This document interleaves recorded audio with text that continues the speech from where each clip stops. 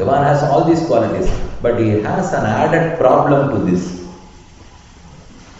Back at Chennai, we have a lot of water problem. Often we talk about this water problem and come to a conclusion, the only way is a desalination plant. As everybody does it in the Gulf, let Chennai also have a desalination plant because we have a lot of seawater. Seawater is available, but it is salty. It's not useful to me. Even though the seawater is in abundance, it is not useful to me. Although Bhagavan has all the divine attributes, they are not useful to me. Why are they not useful to me? Just go through the next sentence. However, all these are masked by Swatantriya, the unquestionable independence and free will of Bhagavan. Bhagavan, his characteristic is, he is of free will, he is a Swatantra, he is independent of everybody and nobody can question him. Whatever he does, nobody can question him. We go stand before Venkatesh Perumal, we lament, we long, we cry, we weep, do whatever you want to. The answer is the same smile. He's not going to give you any other answer. Whether he kills anybody, whether he protects somebody, whether somebody is dead in the age of 30, or somebody who is useless lives to the age of 105, you can't question him. That is his unquestionable mastery. The willpower, his free will is that much unquestionable. Whatever he does, he does. We can't question it. And that Swatantriya masks all these great attributes. Even though he is full of mercy, his Swatantriya covers, like the good water became salty in a seawater. I am not able to use it. So the Swatantriya of Bhagavan masks all his great attributes and makes it inaccessible to me. There is no way he is going to be useful to me. The moment I go and stand before him, he is furious. Why? It's not his fault. It is my fault. He told me, he directed me to act as per the Shastra. Shastra, the Vedas are told as Shastras. Shashanadu Shastram. Shasana, dictum. That which directs are the Shastras. Bhagavan says, do this, abstain from these. Do this, perform this, abstain from this. Whereas we directly go in the opposite direction. Whatever he said to do, we abstain. Whatever he directed to abstain, we of course do. This is called as Kritya Akarana, Akritya Karana. Akritya, which we are not supposed to do, Karana, we do them. Kritya Akarana, that we are supposed to do, we abstain. Having committed this mistake, if we go and plead before Bhagavan, is he going to heed to your request? He will not. He will only take the rule book in his hand and just try to find out what are all my papams. Call Yamadharmaraja, ask him to punish me. This is what will happen at the end. If this is the case, then what is my confidence in going and surrendering to him? Now is the need for a mediator. Even though Bhagavan has all the required qualities to be resorted to, what I perform is Sharanagati. He is a Sharanya, I am a Sharanagata. Sharanagati is the action of surrender. Sharanagata, the actor, one who performs the action of Sharanagati. Sharanya, to whom I resort to. Bhagavan is the Sharanya. I go and perform Sharanagati towards him. I am the Sharanagata, one who resorts to him. And Sharanagati is the action of surrender. So these three are very important. Bhagavan is the Sharanya and he is a Sharanya to one and all. Analochita Vishesha Ashesha Loka Sharanya. He never discriminates between the Sharanagatas. You may be a Brahmana or not. You may be learned or not. You may be a male or a female. He just pardons everybody. He accepts everybody. Yes, fine. But at the same time, I also know of many instances when he was furious on many. Ravana, Shishupala, Dantavatra, Kumbhakarna, Indrajit, Hiranyakashipu, Hiranyaksha, the list is long and long. Now my worry is, am I Prahlada or Hiranyakashipu? Am I Vibhishana or Ravana? Who am I now? Of course we all know, we are not in the category of Prahlada or Vibhishana. That much is sure. We are certainly not Vibhishana or Prahlada. There is only one other category available. It is Ravana, it is Hiranyakashipu. So of course we behave so. When we go and stand before Bhagavan, he would stamp us as wicked and take his rule book, punish us. This is what will happen. We don't want to have this plight. So we slowly resort to the lotus feet of Mahalakshmi, as is common in any family. If a boy errs, he commits some mistakes, he can't go directly to his father. He goes and resorts to his mother, and mother talks on behalf of the son or the daughter and consoles the husband so that he pardons the son or the daughter. Similar is the case here. Similar in the case for you to understand.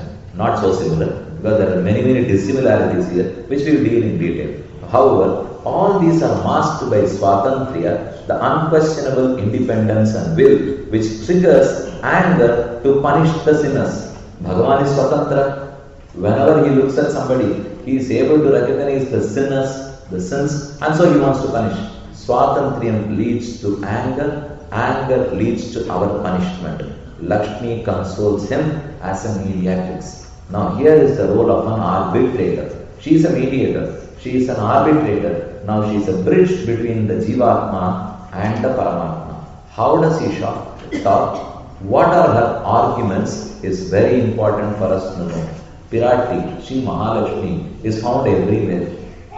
We have Tanikkovil Nachiyar Santi. Tamil என்ன சொல்லுவோம்னா தனியா ஒரு கோவில நாச்சியார் கடவுள், அது Tanikkovil Nachiyar. பக்கத்தில் இருக்கிறவாளுக்கு பேர் பக்கத்து Nachiyar, Sridevi Bhudevi. They are so close to the main deity, Sridevi Bhudevi. அப்புறம் திருமார்பு Nachiyar, having the divine chest of Narayana as a seat. He is there. Whenever we go and have darshan of Venkatesha, the first one to be noted is Mahalakshmi only. Venkatesha is behind her. What catches our eye immediately is Sri Mahalakshmi. So Mahalakshmi has three places. She has everywhere. But again, the more important places are Tanikkovil, Pakkathu Nachiyar and Thirumarga Nachiyar. Why? Why does she reside in all these places? What is the role she plays? Purushakaraha, the arbitrator. The next word we must know about Lakshmi is Purushakara. Bhagavan was Upaya. I already told the meaning of that word. Upa ayate iti upaya. That which takes us close to the human end is upaya. He is going to grant us moksha.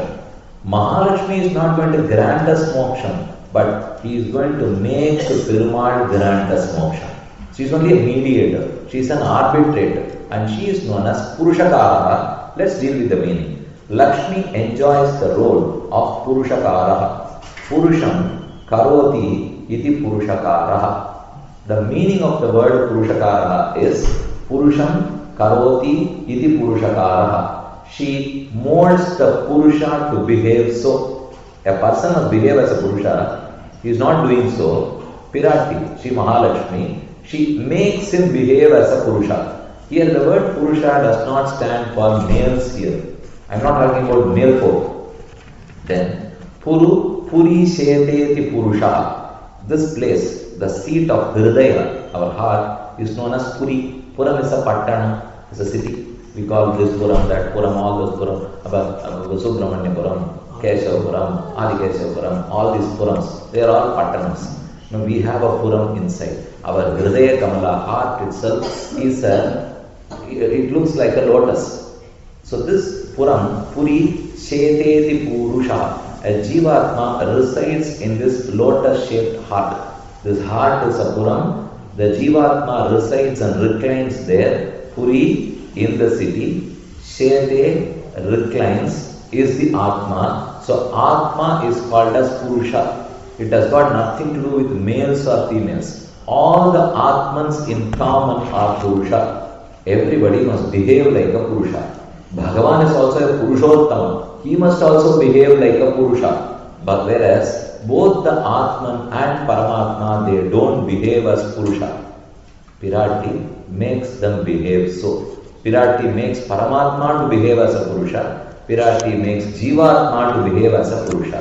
Now I'll explain to you. Lakshmi enjoys the role of Purushakara. Purusham karoti iti Purushakara. One who molds a Purusha and makes him behave so. I must behave as a Purusha, whereas I don't.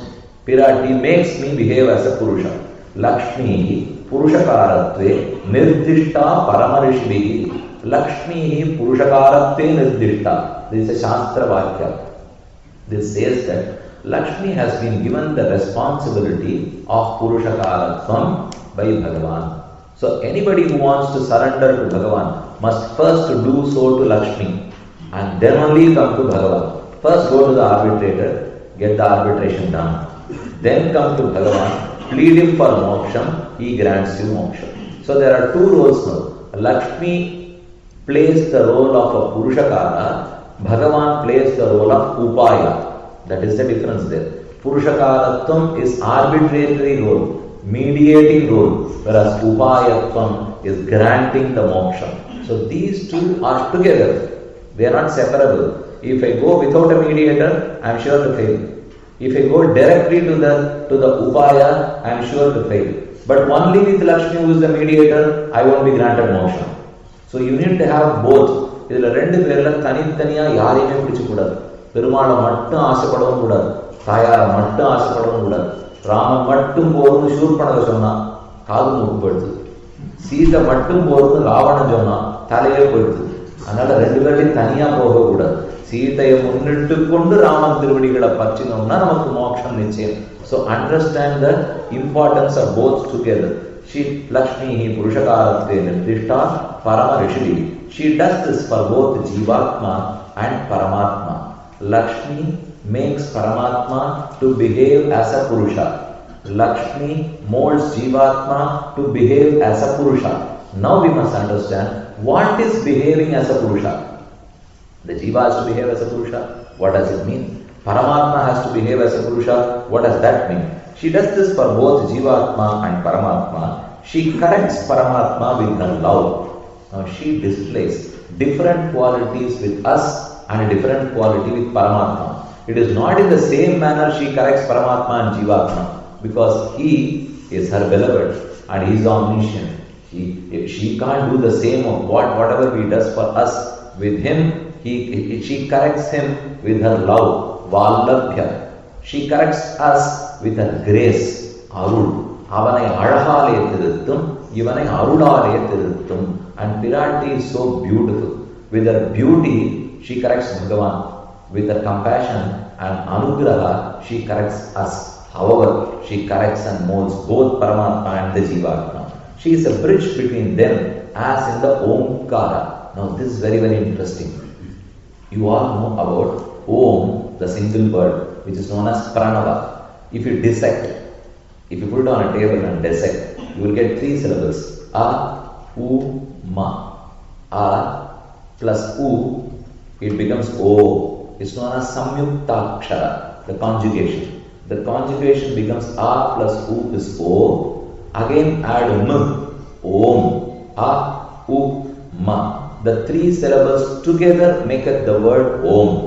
The three syllables stands for different entities. A for Vishnu Paramatma, Ma for Jivatma, Makarartho Jiva, Akarartho Vishnu. So A stands for Paramatma, Ma stands for Jivatma, and U for Sri Mahalakshmi. So Mahalakshmi is in between A and Ma. Since she is in between, with her one hand takes hold of Bhagavan. With her other hand, she never leaves the Jivatma also. ஒரு கையாலே கட்டிலையும் ஒரு கையாலே தொட்டிலையும் விடாதே இருக்கும் மாதாவை போலே. பிள்ளை Lokacharyar says that எந்த தாயா இருந்தாலும் அவ ஒருத்தருக்கு பத்னி, ஒரு குழந்தைக்கு தாய், அப்போ குழந்தையும் ஒரு கையால விட்டுட மாட்டார், பதியும் ஒரு கையால விட்டுட மாட்டார். பர்த்தாவையும் பிடித்துக் கொண்டு குழந்தையும் பிடித்துக் கொள்ளுகிறார் போலே பிராட்டி Mahalakshmi. she is in between the both as a bridge between Akara and Makara. So this is the meaning of the word Omkara. A Paramatma, U Mahalakshmi, Ma Jivatma. Some of you could have been blessed, had the opportunity of having darshan at Srivilliputturu, Andal Sthanam. ஆடி மாசத்திலே பூர நட்சத்திரத்திலே ஆண்டாள் ஸ்ரீவில்லிபுத்தூர்ல தான் அவதரித்தாள். In the same platform you will find, ஒரே ஆசனத்திலே, the center will be Bhagavan, Rangamanna. One side will be Andal, other side will be Garuda. So it is that seat where you will find all the three. Akara, Perumal Rangamanna, Ukara, Andal, Makara, the Jivatma Garuda. So Om is represented in the Kshetra Shivalipur itself. This is one way. I'll give you another example. When all the three went to the forest, Rama went exile. Rama, Sita and Lakshmana were walking on and on and on, miles together. Agrata Prayo Rama, Sita Madhye Sumadhyama, Prishtadattu Dhanushpanihi, Lakshmanaha Anujagama. This is a Valmiki Ramana shloka. First walking was Rama, next was Sita, third was Lakshmana. Lakshmana was carrying the bow and arrow of Rama too and following Rama and Sita. So the first one was Rama, Akara, A. The middle one was Sita, Ukara, U. The last to follow was Lakshmana, Makara, Ma. A, U, Ma. Can you find Omkara walking in the jungle? You can. Omkara is not only in your text, Omkara has walked in the jungle. All the three together when they walked, it looked as though Omkara has legs and arms and it is walking in the jungle. So similarly, U, Sita was between Rama and Lakshmana. She in fact was a bridge between Rama and Lakshmana, and what represents Rama is Venkatesha Perumal. Whatever represents Lakshmana is we all. So between the Jivatma and Paramatma, Virati is a bridge. Here I have given that. See, it's a bridge between them as in the Omkara. A stands for Narayana. U stands for Lakshmi. Ma stands for the Jivatma. So Omkaram, it represents all the three entities, Paramatma, Virati Lakshmi and the Jivatma. Now let us further proceed. How is Virati correcting Narayana? How is she molding all of us? Narayana should behave as a Purusha. I should behave as a Purusha, whereas we don't. First let us take the case of Narayana. We have a bad practice. We never correct ourselves first. We first want Narayana to get himself corrected. And only then we start talking about ourselves. So first, let's try with him. Even with Virati, she finds it too easy to correct him. She finds it difficult only to correct us. So how does she guide Paramatma? Puru, Bahu, Samoti, Iti Purusha. The definition of the Purusha, of a Purusha is Puru, Bahu, Samoti. One who relentlessly grants. One is always generous. Puru Bahu Samoti iti Purusha. One who keeps on granting his Purusha. Adi Madaikanna, Ondani Kaigaravel, Adi Pukku Muhandukud Arteri, Udi Mudalvan Guruvam Pol Megadit, Padi and Tolde Parpanavan Kaigir, Adi Pol Minni, Valampuri Pol Minnadirud. As the clouds are generous, they keep on pouring. Bhagavan is also generous. He is so much of compassion that he Varisham, Madai Mege, Puripotumo, the whole of Kribe Potindeka, Avadu Dura, Avalka Udar, he is generous. But at times he is annoyed. He says, I am not going to grant you anymore. I have sufficiently granted you. You never corrected yourself. So I will stop now. When he stops to behave as a Purusha. The problem arises there. As long as he keeps giving, he is a Purusha. When he stops to be a Purusha. And that's when Lakshmi enters. You have to behave as a Purusha. I am your consort. Why don't you behave as a Purusha?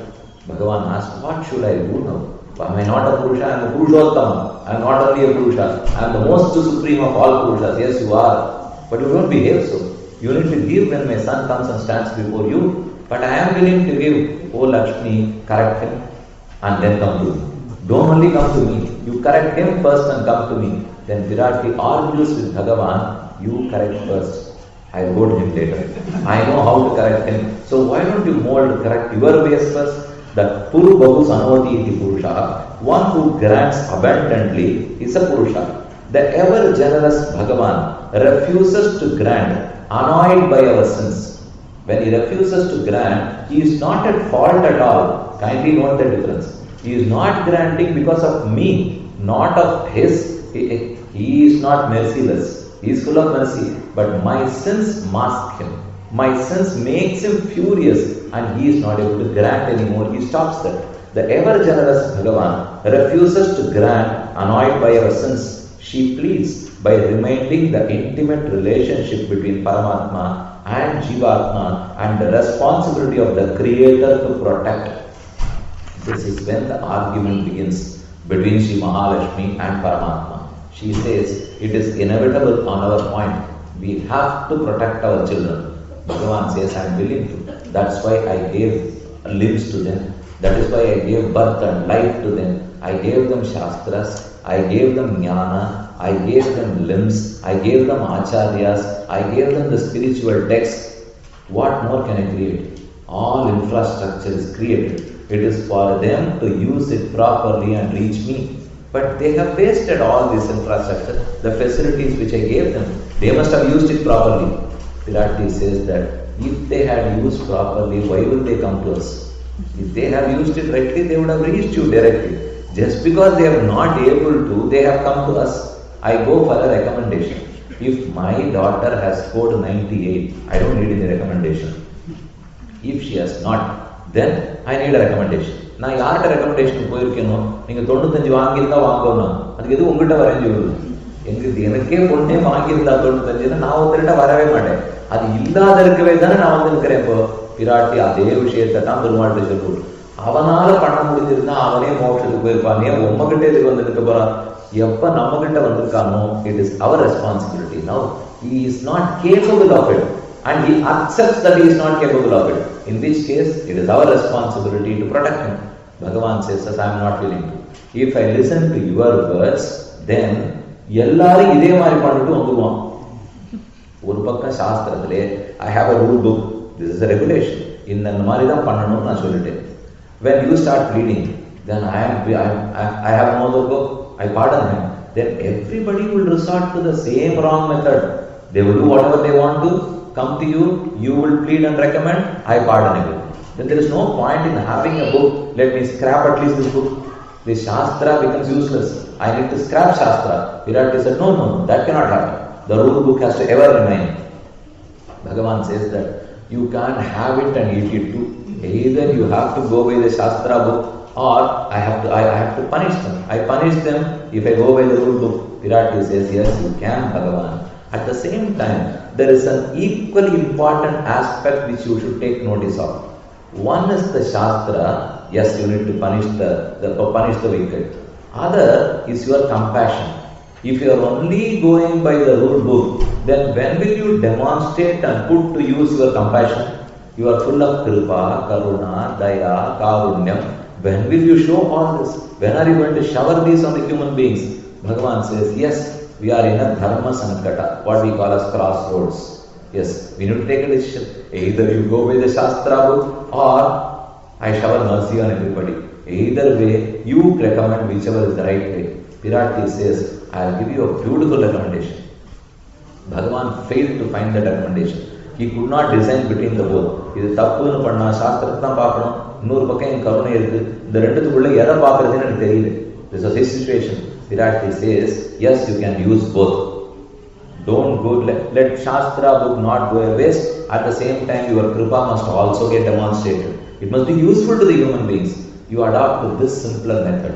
The method is, anybody who has sinned and is accepting them, he accepts that it will not recur, he would not do them again, and comes wholeheartedly to surrender to you, pleads to you as a Sharanagata, forget your Shastra.